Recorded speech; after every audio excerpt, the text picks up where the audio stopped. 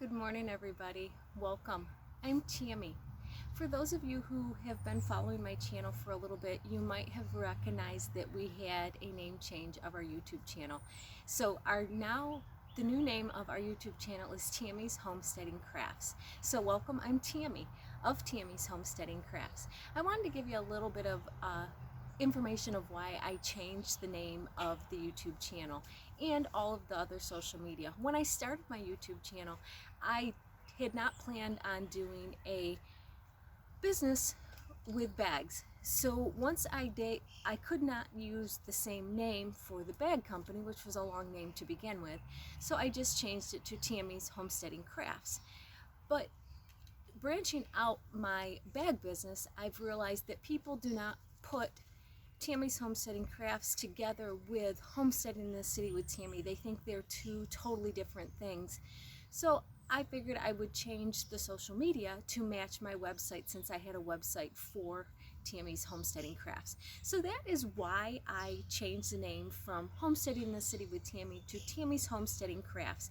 The content is still going to be the same. I'm still going to be doing gardening videos, tutorials, knitting podcasts, updates, and stuff like that.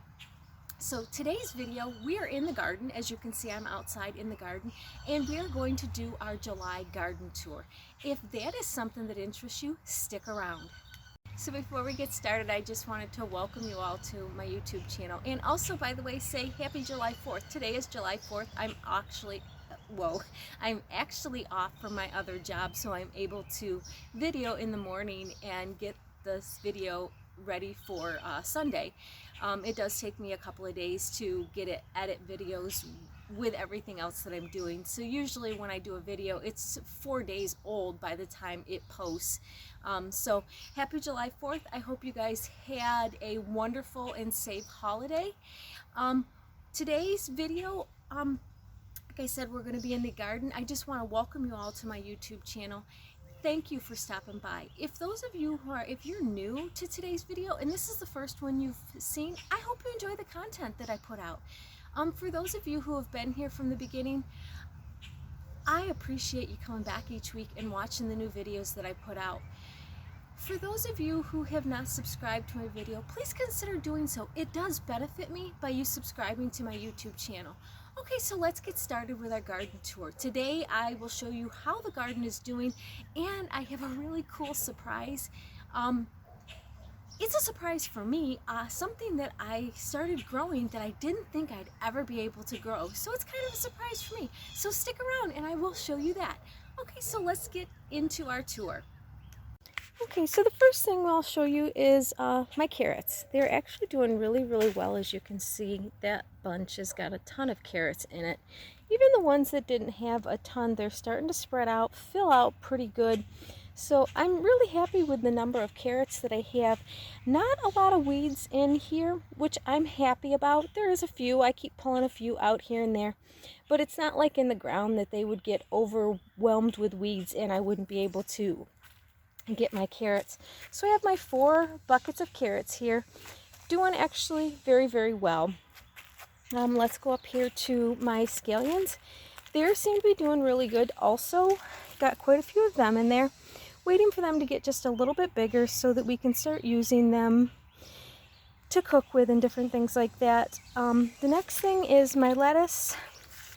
We're pretty much to the end of the lettuce. I have the new sprouts that I put in late that are still growing. All of the other lettuce had actually gone to seed, so I got rid of all of that. Once your lettuce goes to seed, the leaves get kind of bitter, so they're just not tasteful, and I just wasn't willing to have to eat bitter lettuce. I like lettuce and I like salads. I just didn't want to make it to the point that I didn't want to have any salads. Okay, so here we got our little eggplant. This is one of the ones that the bunny chewed right off. So it's doing pretty good. I need to get around there. I can actually, now that the plants are big enough, I can take the wire cages that are around them off. I have to do it around all of my tomato plants, and I probably will do that today. Get them off, get the weeds right around the plant itself, and allow them to start getting quite a bit bigger. But yeah, so that one's doing, like I said, doing pretty good. The bunny got it right off to only 1 or 2 little leaves there, and now it's starting to grow pretty good. Okay, so the next thing is my my strawberry patch. Doing pretty good. We have been getting regularly about a cup of strawberries every other day from this little strawberry patch. Got it covered with some netting to keep the birds and the chipmunks out of it. Don't know if it's working. Haven't found any critters stuck in the netting like I did last year, but we're almost done with strawberries for the season. So then once it's done, I can take the cover off and I don't have to worry about it anymore. It is kind of a pain. Every time I want to pick, I have to pull the cover off and make sure I get it just right back down so that the birds don't get back in here and start eating on all of the berries, or the chipmunk crawls up the fence and jumps in and gets actually in there. So we'll see. This is one of the peppers that I got, the Keystone giant peppers. I got 2 of these. They were really, really small, and they're actually starting to get some growth on them. It took a long time for them to get quite a bit bigger. They really, really struggled to get some growth onto them. So that's one. This is the other one. He's just a little bit bigger. But like I said, again, I can now take this cage that I have around here off, because now that they are bigger, the bunny doesn't bother them, won't eat the leaves. They're not as sweet as they are when they are new plants. Okay, so now my green beans. Up along the fence. I let them grow along the fence every year so that it just makes it easier. They grow right up the fence. It's easier to pick, and it helps in the garden to be able to use more space for other things. Now that I have my green beans growing on the fence, I can, they're not taking up the ground other places, and it's just, they work really good here every year. So I just let them grow there every year. But growing really good, getting quite a bit bigger. It's only been just a month, because we're July 4th and I think I planted them June 4th or 5th. So it's been just a month, and they are going to town, actually doing really, really well. Thrilled with them. We'll start having beans here, and probably by the end of the month, 1st of August, we will start having some beans off of those plants, which I'm looking forward to, getting some beans and being able to do some things with the beans. Okay, so now my blueberries. Getting there. They are, I got one there that is almost blue, just starting to turn. I need to get some cheesecloth. I keep forgetting when I go to the store to grab some cheesecloth to cover these so that the birds don't land on them and start eating all the berries. There's not a ton of blueberries on here, but there is some blueberries, and I just like to get what I have instead of letting the birds get them all. I was told with blueberries that they do have a every other year prolific, I don't know how to say that, a really good yield, I guess is what I want to say. Last year we got a lot of blueberries off of this plant, these 2 plants, and this year we have some blueberries, but they are not nearly loaded like they were last year. But they told me, I've been told that they're an every other year production. So if you have a big blueberry patch, and some of them will produce really well this year, and some of them won't the next year.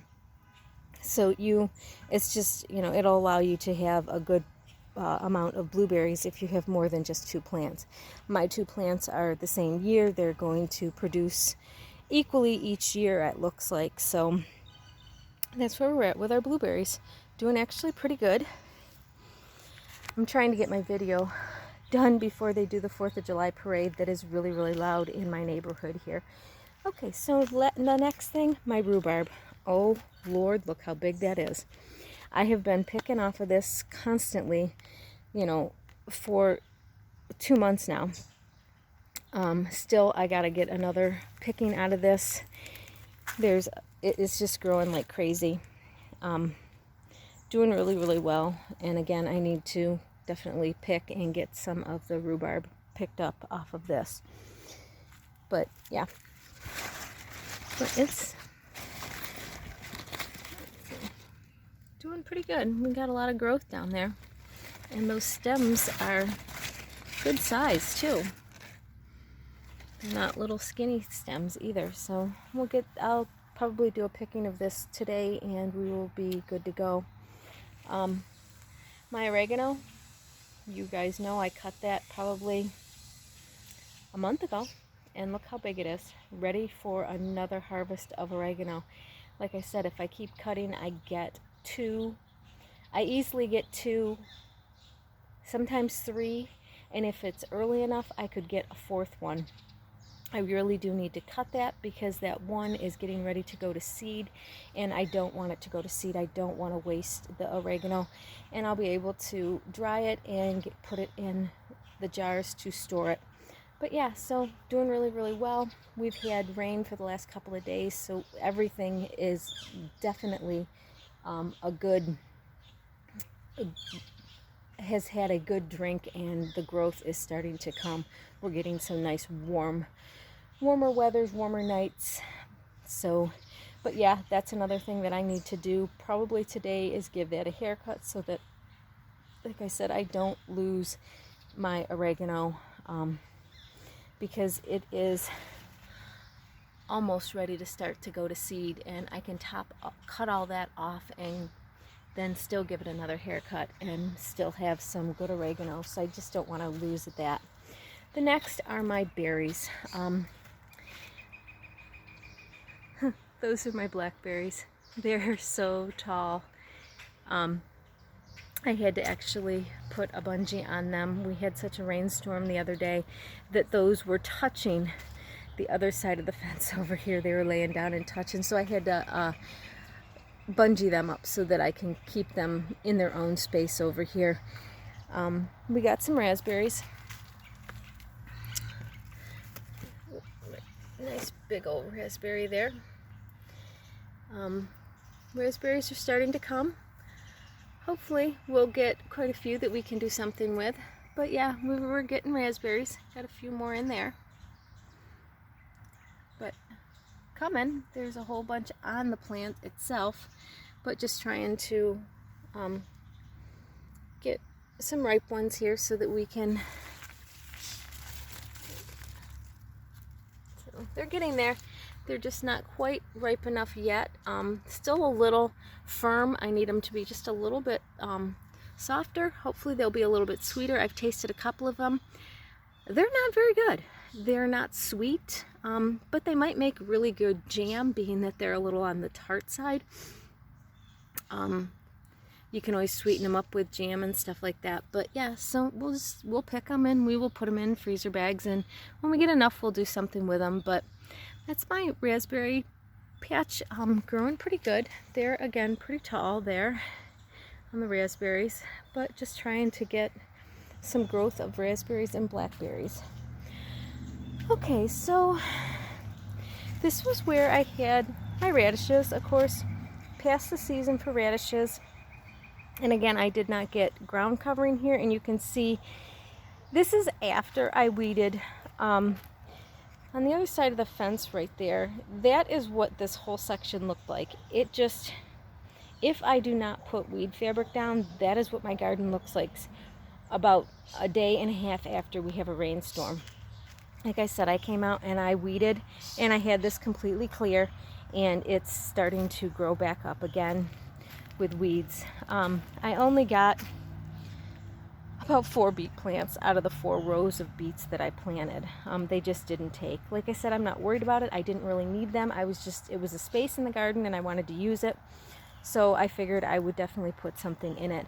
I am going to have to, in order to get anything to grow here, I'm going to have to get some more weed fabric and get this covered so that I can kind of kill the weeds that are here as well as the rest of the garden.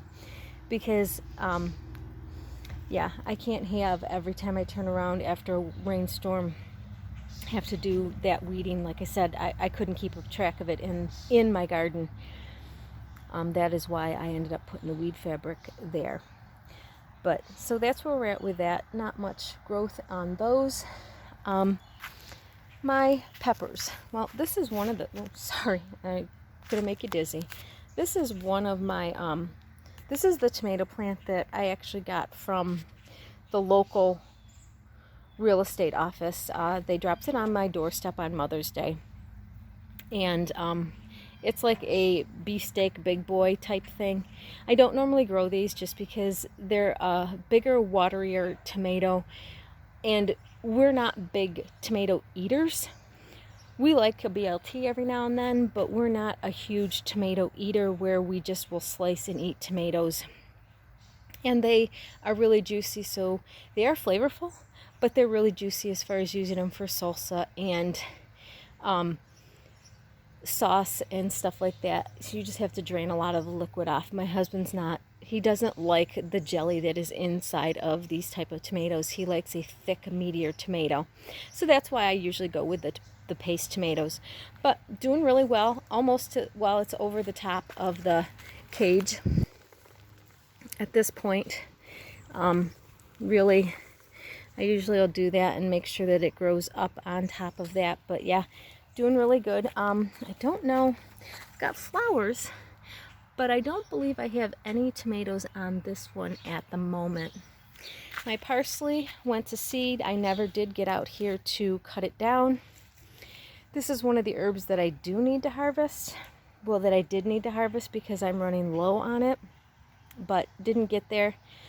So hopefully I will be able to get it cut, and it will give me some more parsley here before the end of the season. If not, I'll be buying parsley at the store. I've done it before. Okay, there's Rem.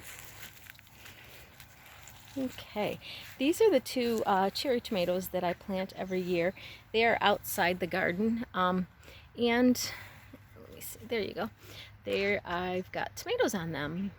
They are starting to produce tomatoes, and we hopefully will start having some tomatoes rather quickly with these. These are 100 sweets, really super sweet cherry tomatoes. We do like these for salads and stuff like that. They're just a nice little tomato, and they are very, very sweet.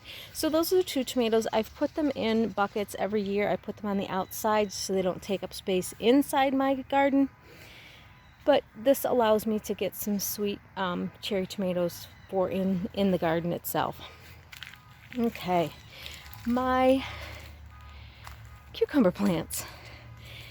They are doing wonderful. Quite a long route that is, but they are doing what I want them to do. There's two fences there. There's the chain link fence behind that, and then I actually have this wire fence here to allow the front row to grow up on that. Got a lot of flowers on them, as you can see, hopefully. Some little cucumbers on them also. Hopefully I'll get quite a few cucumbers off of these plants. There's quite a few here. I bought a lot of starters. I wanted to have some really good cucumbers, needed to make some more relish this year, and I wanted to get some refrigerator pickles done because we are all out of pickles. And I don't know if you guys have noticed this, but every time I go to like Sam's Club or anything like that, I cannot find pickles. You know, sliced sweet pickles, we love a lot. You know, my husband loves sweet pickles and sliced pickles. When I look for the full size dill pickles that he likes also, they are huge. They are like the largest cucumbers that I've ever seen in my life that they pickled up. There's only like 7 or 8 in that big gallon jug. And who wants a pickle that size? I just don't like them when they're that big. We like the full dill pickles, but we don't like them when they're that size. So I wanted to make sure I got some cucumbers so that I could easily make some dill pickles and some sweet pickles. I have a couple of refrigerator recipes for those. So that's my plan for those there. Okay. The other eggplant. This is the one that the bunny never got to. Doing pretty good. It actually had a flower on it the other day, but I believe it died. It withered off. It just didn't make it. But yeah, so it's getting pretty big. Like I said, I can start taking the covers off of all of their, or the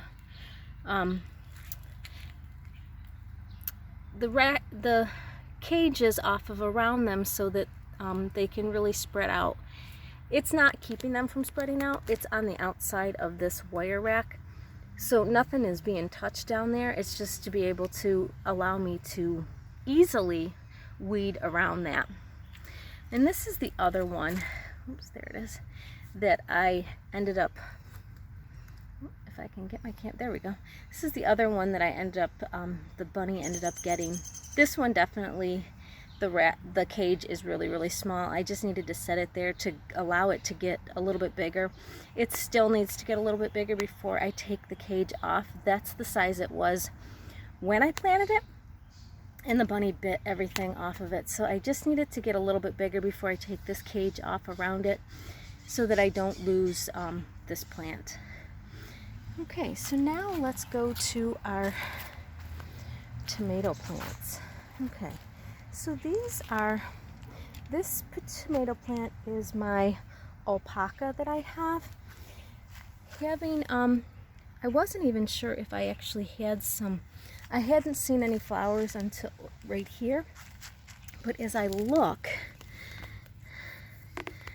can you guys see those tomatoes down there? There's 3 of them down there, some nice big long tomatoes. So they had some flowers down in there that I didn't see. And that's, again, you know, where I need to take this cage off, because I couldn't even get in there to pick those if I wanted to once it starts getting bigger. But this plant, I always do 2 of those. And again, here's, there we go, some alpacas inside there that are growing pretty good.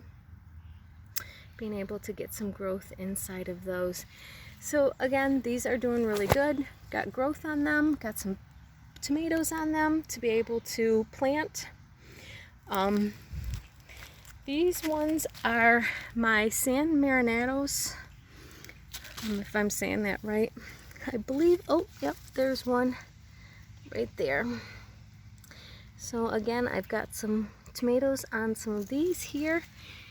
Doing really good. I try to plant 2 tomatoes of the same kind, one right next to each other, so that I can have some good growth on there. This one actually has, let me get on this side, a whole rack of them right there. So these are like a Roma tomato, but more flavorful than Roma. I really did like these. I couldn't get the one kind that I wanted. I think it's American Goldman. I couldn't get that. And so I ended up going with this one, which is another paste tomato that is actually pretty flavorful.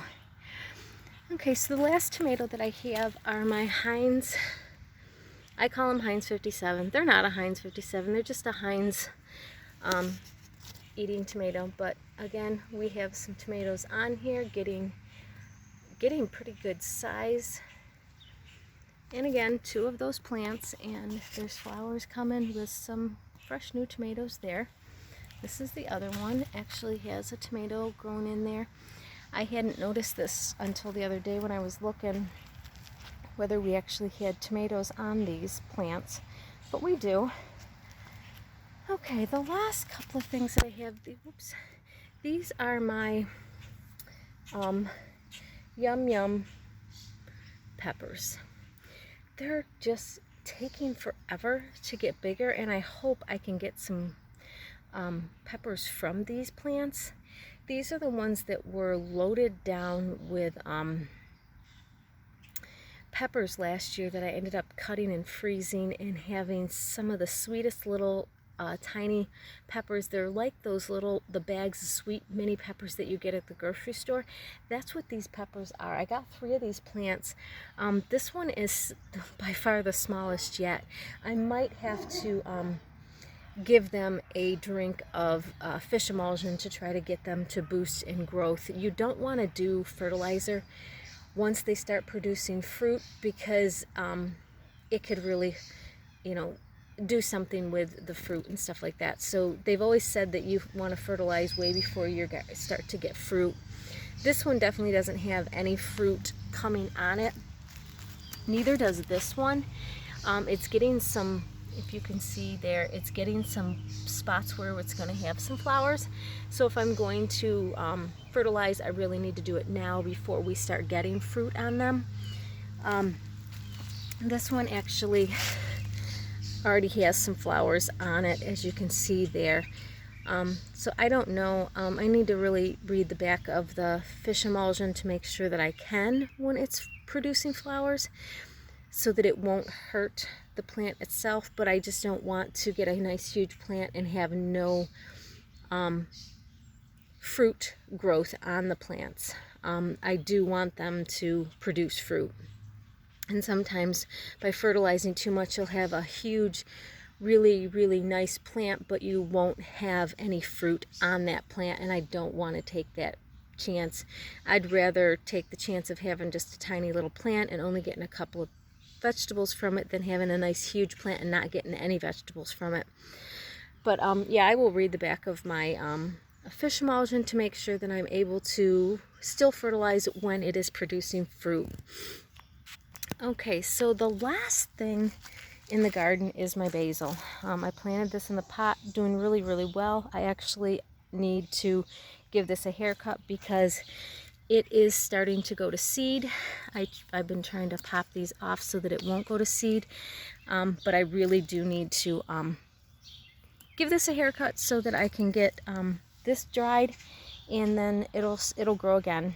But that is the garden, doing really well. A lot of growth in the garden over the last month. I mean, the tomato plants are getting huge.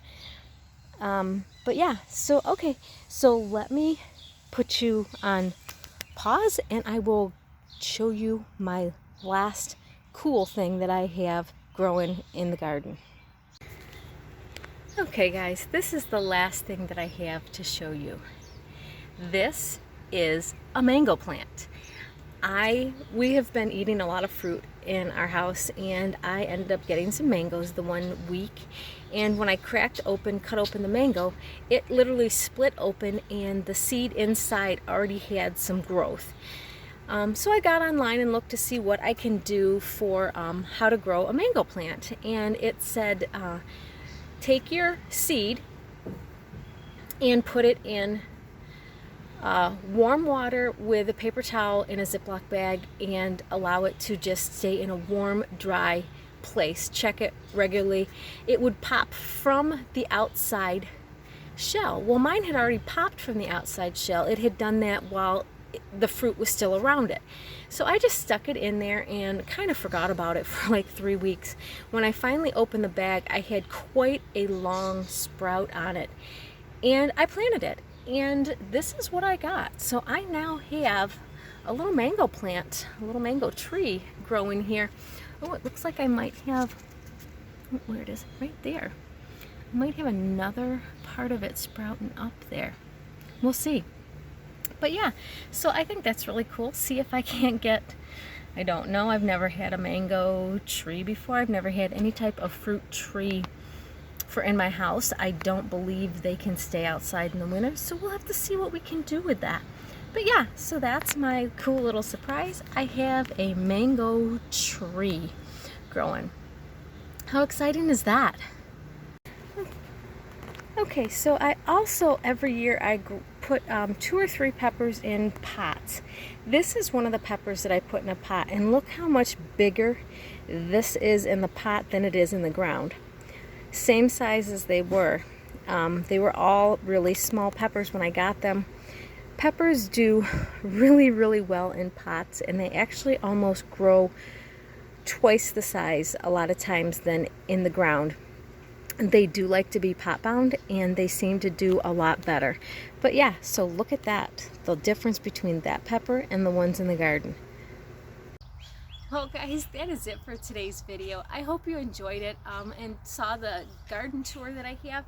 Really cool that I have a mango plant growing. A little excited about that, hoping to see where that grows. That I have on my porch.